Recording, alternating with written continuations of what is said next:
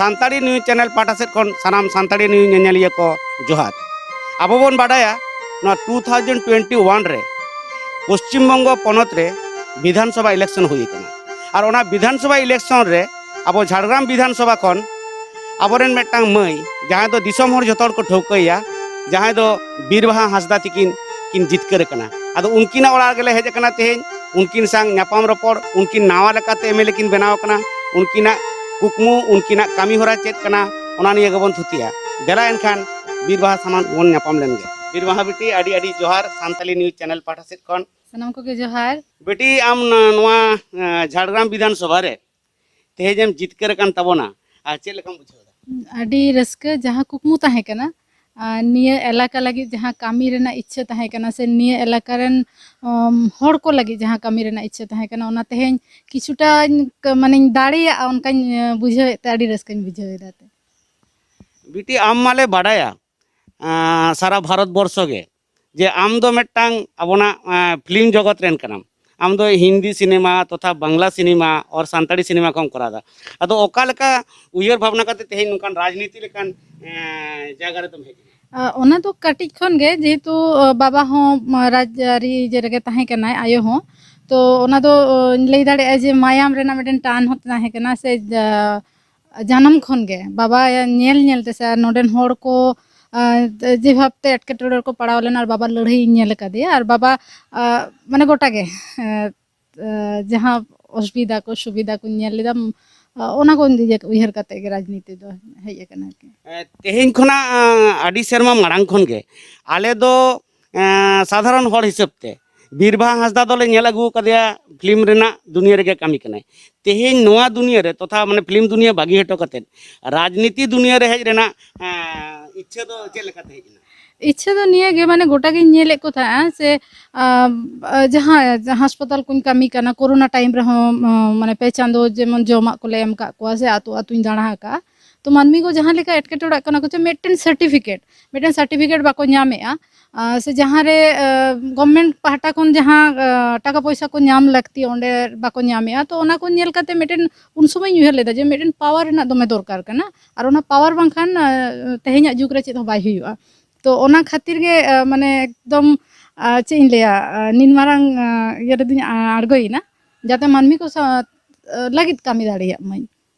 नोआ राजनीति रे हिजु रेना माने गुरु लेकाते जदी जहां मनावया ताले उनी गुरु दो अकय कना एकदम बाबा के कना कटी खन बाबा के चेद काय दिया से बाबा नेल कदे जहां मीटिंग मिছিল करे चला ताहे संगे ते साप तोरा किन ताहे और मेडन कापी साप इन ताहे जे नुंकु लगी लड़ाई हुआ आदो ओनाते बाबा के गुरु दो कना बेटी आमा तीरमा कापी साब लेदा बाबा आ तेही मा बाहा डाली हम साब केदा नोना नोर ना राज दो कापी साब कदे नितो बाहा डाली माने मेन हुयो कना जे मनमी को लगी लड़ाई हुआ तो किछु किछु क्षेत्र रे नोंका हो हुयो जे कापी बांग साब कते बाहाते हो वो हड़ को होवा को हुयो से बाहा साब कते हो मनमिया मने दो जितकर हुयो ओना खातिर के तेहिन दो जे मेन हुयो कना जे मनमी को लगी कामी हुयो तिया मनमी को लगी जहां तिना गोड़ो सपोर्ट दरकार ओना नेम दाड़िया मा अब झाड़ग्राम विधानसभा खन आम पहिलो यंग माने आलेले मने आम दो यंग गियाम निथ हो यंगेस्ट मेटांग विधायिका हिसाब तेम चला कना गापानो माने आबोना विधानसभा रे तिरला हपन को चितान रे चे लेखन कामी होराम सभा मेनते मने हो तिरला हपन को चितान जहां नाहाचार को चला कना ओना को आते माने लड़ाई माने लड़ाई गया आरो जहां कम बयस करे कम बयस रे कुड़ी गिद्रा को जहां को जावाए कोआ ओना को आते हो ओना लड़ाई तो ताहेतिया कुड़ी हपन को मेता को जहां कुड़ी गिद्रा को मेता को जे ओलो पढ़ा ता चेदो ताबन पे गिद्रा को मेता को जे ओड़ा रन हड़ को लेया जे ओलो पढ़ा बांखान आबो दो बन लेया दिनम गे जे आबो बन तायम कना मेन तायम दो आबो दो नोडे ओलो पढ़ा बाबन चेदेते तो ओलो पढ़ा चेद कते आबो हो आर जहान दिकु को से जहां लेका उनको को लेका गे दाड़े हुयो ताबन मा आर ओलो पढ़ा बांखान चेते हम बाबन दाड़ेया ओलो पढ़ाव ते गे लहा हुयो ताबना ओना को ते आर निया इलाका रेन आदिवासी को से रेंगे हड़ को लगी जहां लेकान लड़ाई ओना लड़ाई लगी गिन चला कना विधानसभा दो और ओना साथे आमा फिल्म दुनिया रे आडी दिनेम ताहे कना आम दो डायरेक्टर हो कनाम आडी धाव ले नेल कान मे कंपोजर हो कनाम आडी रकम आमा गुण गुना ले नेल का नवा दिसम हड़ नॉट ओनली माने आबो दिसोम सुमंग माने बांग्लादेश नेपाल गोटा को ठौको में बीर बाहा दो नंबर 1 नायिका कना सांताल फिल्म इंडस्ट्री दो दिकू दो आम दो सुचित्रा सेन हको मेताम कना हा आदो ओनाते तेहेन ओंडेम चलाक कान तबना माने विधान सभा रे ओंडे आबो जेमन झारखंड पोनोत रे झारखंड सरकार मिट्टांग ओना एलाका रेन आदिवासी जहाँ फिल्म को बनावेआ ओनारे सब्सिडी को नामेआ आदो तेहेन नोआ आबो बेंगल रहो आदि आयमा कोड़ा गिद्रे कुड़ी गिद्रे नोंकान एल्बम रे फिल्म रे को नोंकाना रे को कमी कना आदो उनको को लगी जहाना ओंडे खने मेना से हाँ एकदम के जेमन आइसपा हांडे खन प्रोग्राम में आए तो नोडे हो गवर्नमेंट पार्टा रे इना दाबी दो ताहेना जे आले आइसपा पार्टा खन के प्रोग्राम ले नोडे ले कराव चे तो ओना गवर्नमेंट खन तीना फंड ᱧᱟᱢᱚᱜᱼᱟ से गवर्नमेंट गोड़ो तीना ᱧᱟᱢᱚᱜᱼᱟ ओना रेना इंडिकेया और मेन हुयो कना नोडे आरो मिटेन झारग्राम रे नेल कदा तथ्य संस्कृति दप्तर जहाँ रे दो सानताड़ा एने सेरेኛते मिटेन कल्चर कटी खन गे जेहेतु आयु ओंडे गे आयु चाकरी ताहे आय तो ओना आरो चिकाते बेरेद रुहड़ गानोआ ओना मिटेन चेष्टा ताहेन तिया और आबो जहाँ आबो दूरदर्शन रे 1 घंटा रेना प्रोग्राम से आधा घंटा रेना प्रोग्राम हुआ ओना बांग काते जदि 24 घंटा रेना मिटेन सानताड़ी न्यूज चैनल से आदिवासी को लगी न्यूज चैनल हुआ न्यूज चैनल बा पूरा माने फुल एंटरटेनमेंट चैनल जहाँ न्यूज को नेहब काते एने सेरेन से फिल्म उदु जतो रकम बेन चैनल ओना जते हुयो तबन मा ओना लगी मुख्यमंत्री ठेन आदास इन दोया और उहर इन जे आदिवासी को लगी जा लड़ाई लगी इन आड़गो कना तेहन ओना जितकर काते गिन हिजुआ आम्मा बेटीम जितकर कान गे और आलिया आशीष हो ताहन कना जितकरों में दोसर नोंकान कथा कना जे नॉय जे नुना सरकार आदि रकम कमी होराय साब एदा ñelok kana je kuri gidre ko school रे आदि रकम भाबते साइकेल को कन्याश्री को नोंकाना आदि रकम पांता साब कदा एनते रहो आतु टोला रे बढ़ती कायते आदिवासी ग्रुप से अबो संतार से खेरवाल हपन एरा को आदि लगन को जावायत को नोआ दो आतु टोला रेन माझी मापाजी नेल काते हो थीर को ताहन कना नुकु को लगित की बीरबाहा एटा रकम ते कामी एहोबाय जहां दो सारी सारी गे नुकु कुड़ी गिद्रे को लाड़ा दुगु मा एकदम माने बीरबाहा हसदा दो ओना खातिर गे मेनाया और आदिवासी कुड़ी गिद्रे को चिकाते लहा गानोआ और माने इनिन लैया जे इन जे भाबतिन लहा कना आदि एटकेटोड़े सामांग काते उनका गे आदिवासी कुड़ी को जाते को लहा मा उनको गोड़ो लगी जहां तिना माने उनको सावरे ताहेन हुयो तिना ओना दिन ताहेन कना और ओना साव सावते आतु आतुኝ दाड़ाना आ बुथ बुथ जेमन बुथ रिन दाड़ान ताहे प्रचार समय उनका गे निये पर हो बुथ रे से आतु रिन दुड़ुबा आतुरे सनाम हर सला गलमाराव कते हांडी पौर को जाते कमो तबन मा जे हांडी पौर दो बोंगा लगी के चोडर लगी के ताहेन तबन मा हांडी पौर न्यू कते जहां बुन गिती आचुर कना से जहां पता परब को हांडी को आखरिñो कना ओना को बंदो मा ओना को लगी इन कामिन चलावा आबो सांतार ये समाज रे नितो नेलो कना कि कोड़ा गिद्रा से कुड़ी गिद्रा हो एटा जेत्रा को जावायो कान तबना से एटा जेत खन बाहु को आगुई को ओने ओना जाते बंद गानोआ ओना रेना हो मेटेन रिकई से आतो आतो दुड़बा ओना खातिर हो जाते निये को आलो होयो मा सांतार समाज दो बांचाव आबो गे होयो तबना सांतार लई लाक्चर से आरी चली जतो बांचाव दो आबो होयो तबना ओना लगी जहां तिना माने कामी होयो ओना दुन कामिया दिसोम हर को बाडाया बीरबाहा तिकिन दो उनकिन रेन आज बाबा जहाँ दो नरेन हांसदा तिकिन उनकिना झारखंड नरेन पार्टी निजे तेकिन बनावला और निजेते नोआ झारग्राम विधानसभा से सांताल जाति सारा भारत रेन नुकु आकोते को तेयो काटा मा बांचा माको उनकान कामी होरा साब काते झारखंड पार्टी बनावला और ओना उदु आर को ताहें तेहिन बीरबाहा हांसदा तिकिन बार धाव किन तिंगुआ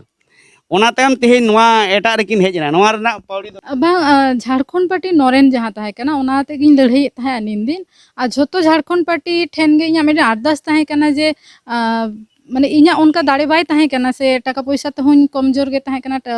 माने एकलाते जहाँ तीन लड़ाई गानो कांता इलेक्शन कोरिन तिंगुइना आले फैमिली के खाली पोस्टर को ले चिटोए ताहे उनका हड़ हो बाको गोड़वाले कांता तो ओनाते झोतो हटेन आरदास ताहे कना जहाँ तीन झारखंड पार्टी मेना को मी सानते बन कामिया मेनखान आडी दुख रेना कथा झोतो गे तायम तायम को लैया जे नरेन हांसदा आले लगी नंका काय से हनका का मेनखान नरेन हांसदा पार्टी बांचाव लगी दो को बाको लहा लेना तो ओंडे खन मिटेन दुख दो ताहे कना आड़िस हो ताहे कना जे लड़ाई दिन मानमी को बांचाव को लगी मेनखान को बाको गोड़वा दिना तो नितो दो जहाँ लेका सिचुएशन इन नेल किया जे पावर और पैसा निया बारिया बाय ताहे लेकन बाय हुआ तो ओना खातिर निया निन मारा मिटेन रिक्स इन हताव किया जे मान इኛ बाबा जहाँ चेद हटो कदिnya मानमी को लगित कमी हुआ का मानमी को जे लगित सिंह बेड़ा डेली हॉस्पिटल इन चला कना डेली रा नेले को मिटेन सर्टिफिकेट बाको नामे एटा को एमएलए को जहाँ को दाड़े कना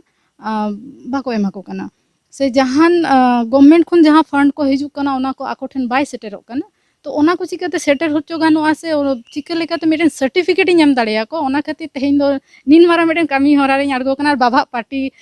जहां नेता दो लीडर को बानु को से जहां मिटेन हो हर बन नाम लेक को तो ओनाते माने आड़ी दुख सला गिन बागी कदा बागी दो खाली मिटेन गे जे बाबा हो निये गे सेणा हटो आदिन ताहे आय जे लड़ाई हुई तमा मानमी को लगी लड़ाई हुई तमा जुदी बांचा कना मानमी को लगी बांचा हुई ओना खातिर माने बीरबाहा हांसदा दो माने आकिन आज बाबा तकिना बेनाव पार्टी ओना खने ᱧᱤᱨ कना उनका दो बांगा आदिवासी को भले लगित ते जहाँ जहाँ कमी होरा हताव गनोआ नेल का आकिन जे नोआ लौकते जुदी बांग पारम गनोक कना आर मेटांग लौके रे देज कते जुदी नुकु नाचार मानमी गाडा रेना सुख धारे रे इदी कते पारम गनोआ ओना कमी होरा गे ओनाते उनकिन किन साबका उनका के एकल एकल एकल गे मानमी को बांचा हुई तिया माने सुर रे नेल कते जुदी मेदा गे बंजो दाड़िया तकवा ताले लड़ाई कते दो चेद हुई तिया ओना मेटेन माने ओना लड़ाई रे गिन अड़गो कना ओना गिन लेया तेहेन अबिन नवा करते और नवा विधानसभा रे बिन चला गपा चलाव कते पुइलू कमी होरा अबिना चेत ताहेना पहिलो कमी होरा दो हुयो कना निया एलाका रेन जहां आदिवासी हर को लगी जहां जहां अब दाबी दावा को मेना ओना दाबी दावा को जाते बन अदै दाड़िया मा ओना लगी लड़ाई आरो मिटेन आडी मारंग मिटेन इजेता मेना नितो गिद्रा को ओलोग पढ़ाव को चेद कना झोतो गे सांतार से दिकू से जहां गे उनको सर्विस को बाको ᱧᱟᱢᱮᱜᱼᱟ उनको सर्विस को चिकाते को ᱧᱟᱢᱟ ओना खातिर मिटेन लड़ाई हुयुग तिᱧा और निया एलाका रेन रेंगे नाचार हर को जहाँ कमी को ᱧᱟᱢᱟ माने अब नोते दो चाकरी बाकरी मा झोतो बाको ᱧᱟᱢᱟ मेनखान कमी तो हुयुआ लाइट तो आसुल हुयुआ खाली चावले ᱧᱟᱢ लेखान गे बाय हुयुग ताबोना तो ओना को लगी माने आयमा गोटांग लड़ाई मेना नितो दो एहब कादिन बन बाड़ाया तिना दाड़िया तबे आसो इन किछुटा दुन जितकरो गया नोआ झाड़ग्राम लोकसभा आसन रे बीजेपी रेन गे सांसद कनाय और ओना सांसद माने लई गाना जे नोआ एलाका रेन अडी हर भोट को एमादे ताहे तेके जितकर लेनाय नोंकान टाप इये रे नोंकान टाप चेद लिन मेना एलाका रे आबिन बिन लड़ाई बिन अड़गोइना नोडे चेद लेका आशा भरसा बिन बुझेवला चेद लेका बिन बुझेवला माने उनका टाप दो बांग ताहे कना बीजेपी गवर्नमेंट जहां माने आदिवासी को विरुद्ध रे जहां आईन को आगुई ताहे से निया को रेंगे नाचार हर विरुद्ध रे जेमन जे भाबते अड़गो लेना ओना खन मिटेन इजे तो ताहे कना जे बीजेपी दुई लगा दाड़े और मेन टारगेट जहां ताहे कना निया एलाका रे बीजेपी बई बोलो होचोया और उनी बीजेपी लगा लगी जहां दिना लड़ाई हुआ ओना खातिर इन अड़गोइना और इन बड़ाय ताहे निया एलाका रेन हर को गोड़ोइन गया और तेहन दो को गोड़ो आदिया जतो को गे आइमा आइमा सरहाव से मारंग को डबो जोहारिन चाला को कना नोंका गे गोड़ो एमिन पे निया एलाका दो माने झारखंड लेका दो बां झारखंड रे जे भाबते को बीजेपी गवर्नमेंट बनाव करते जे भाबे अब आदिवासी को लगाई कोथा उनका दो आलो हुयो मा और बीजेपी दो बन बोलो होचवा को ओना मिटेन टारगेट ताहे कना टारगेट री सक्सेस एना हिजुक कान दिरे जाते झोतो हर का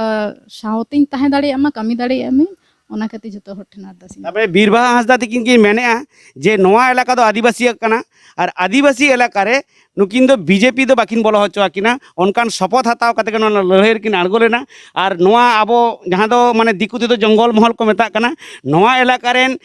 रेंगेज और किसर अबिन सानाम होड़ गे बारतीते आशीष को एम कार्ड बिना चाल कार्ड बिना को ओनाते नेल कना जे प्राय नियर अबाउट 40,000 गान भोट तिबिन जितकर कना नोआ नोआ रस्क चेल का बिन बुझोला अड़ी नपाय जे मिटेन दिशा नेल नाम के जे होई कमी दाड़िया इन से मनमी को सावतिन ताहे दाड़िया बिटी मुचेत कुकली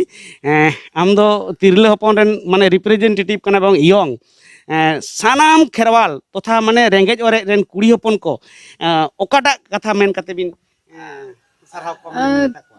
एकदम माने जहां कुड़ी हपन को मिटेन आरदास ताहेना जे कुड़ी हपन के को दाड़िया ओड़ा दो बेनाव से कुड़ी हपन के को दाड़िया ओड़ा दो रापुद तो ओनाते सानाम कुड़ी हपन ठेन इᱧᱟᱜ मिटेन आरदास ताहेन कना जे अब हो दिकु को लेका लहा दिकु तो जेमन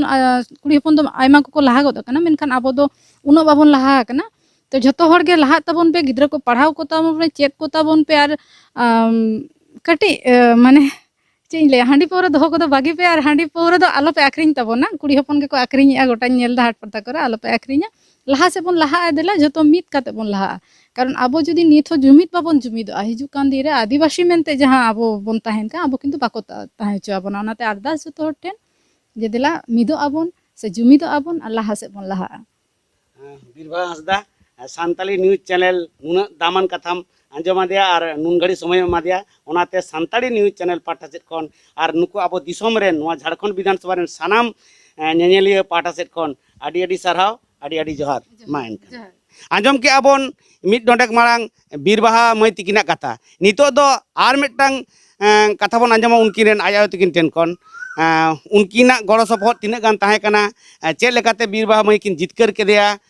देला एनखान बन न्यापाम लेनगे चुनीबाला हांसदा तिकिन संग आडी आडी सारहाव आडी आडी जोहार सानताड़ी न्यूज चैनल पाठा सेट खन जोहार बीरबाहा हांसदा आज आयो चुनीबाला हांसदा नोय जे अबिरेन हपनेरा ते नोआ तृणमूल पार्टी खन नुना नापायते जितकर ना चेक लेका बिन बुझाया आलिंग मा बेसलिंग बुझेत गे सावते नोआ इलाका रेन हड़ आडी खुशी को बुझेव का चेदा बांगमा नोडे जुदी बांग दाड़े होय को ताहले खान माने बीजेपी जुदी दाड़े को ताहले जे चेद होय को निया भोट मांग खन गे जा अत्याचार को एहब ले ताहें दो नुकु लागा के बोना को नोआ इलाका खन दो ओना खातिर गे तेही दा आडी खुशी आडी नापाय माने आर ओना साव सावते आलिंग हो आर अरदास लिंग दोहय दा नोआ इलाका रेन हड़ से दिकु को से ठेन हो जाते नुई जे आशीर्वाद को एम का दिया ते दाड़े आकनाय नोआ दाड़े रेना हक पाना दा दो आको गे कना को चुनीबाला हांसदा दो नोआ इलाका रेन विधायक विधायिका हिसाब ते को ठौकैया एवं उना दो झारखंड पार्टी नरेन खन तेन चुनीबाला हांसदा तिकिना ओड़ा खन गे तृणमूल रेन मेटां विधायक ए बनावना नोआ पावड़ी दो चेक लेकाते लहायना नोआ पाड़ी दो लहायना चेदा बामा निया मारांग खन नेल होय कना इन विधानसभा रे दाड़े परे खन 2011 साल रे नेल केदा अबोरेन गे किछु हड़ माने झारखंड पार्टी रेन गे किछु हड़ विरोध रे तेंगो कते इनको हरा हचो किदिया ओना खातिर गे आदो मने मने ते आले दोले छुटो कान गे जे झारखंड पार्टी नरेन दो तीस बांग मुचा आर बांग मुचा गया 3 दिन माने मानवी को ताहेना उन दिन दो झारखंड पार्टी नरेन दो बांग मुचा चेदा बामा नोआ इलाका रे नरेन बाबू जे कामी हटो का दोय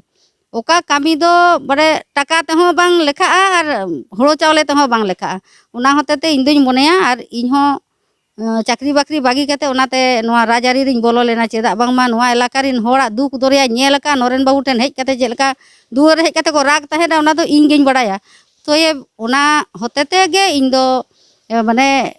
झारखंड पार्टी कराव लेदा और तेहेन हो नु बीरबाहा हांसदा बोलो रेना कारण होयो कना मिटटें गे जे नोआ इलाका रेन होड़ा कामी जुदी नोआ एटा राज आरी खन बांग गानोआ से बाय बोलोना ताहले नोआ इलाका रे दो चेत होगे कामी बांग हुयो चेदा बांगमा नेलेत को बन निया मांग रे कोई विधायक को ताहे कना नोआ इलाका रे चेत कथा होगे बाको लैया ताहले नोआ इलाका रे ना कथा से समस्या जुदी बाम मेना ताहले आम दो चिकाते सरकारे गड़वामा से कामी आम चिके लेका रे इ ओना होते ते बीरबाहा हांसदा जखन हठात को होहो दिया लहा दिन हिलो होहो काते गे हांडे खने फोन दा नोंका नोंका बेपार ताहले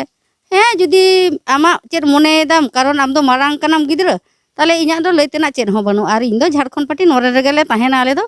दो नोडे खन दो बाले सहा चेदा बांगमा आम बाबा तैयार हासा कना नो हासा खन दो आले दो ओकासेन हो बाले चला जेन अबिन चुनीबाला हांसदा रेन जहां गाते को ताहे कना जहां ता अबिन बाबार दाहा विधायक विधायिका हबिन होय लेना तो उनको गाते को तेन चेक को मेताबिन कना नोआ जितकर रे तिना उनको खुशी से बांग खुशी चेल का बिन बुझा बा आले दो डिसीजन ले हताव कदा कारण झारखंड पार्टी नोरेन खन आले नोडे ले दुड़ुब लेना आले का सेंट्रल कमिटी हेना आकादा ओना कमिटी दुड़ुब कता आले सिद्धांत ले हताव कदे नोआ इलाका रे जुदी अब बांचाव हुयो ताबोना बीजेपी सरकार ठेन खन नितो बांचाव हुआ चेदा बामा आले हसरत कांडो हो नेल हुयो कना से दिल्ली रे कृषक आंदोलन एदा को ओना को नेल हुयो कना चेलका नाहाचार चला कना नोआ इलाका रे हो जुदी आर उनको को हिजो ताले कान अत्याचार विशाल भावते चला अतए बाले झारखंड पार्टी नोरेन खन गे सिद्धांत ले हताव कदा जे नोआ इलाका रिन हर दो आबो दो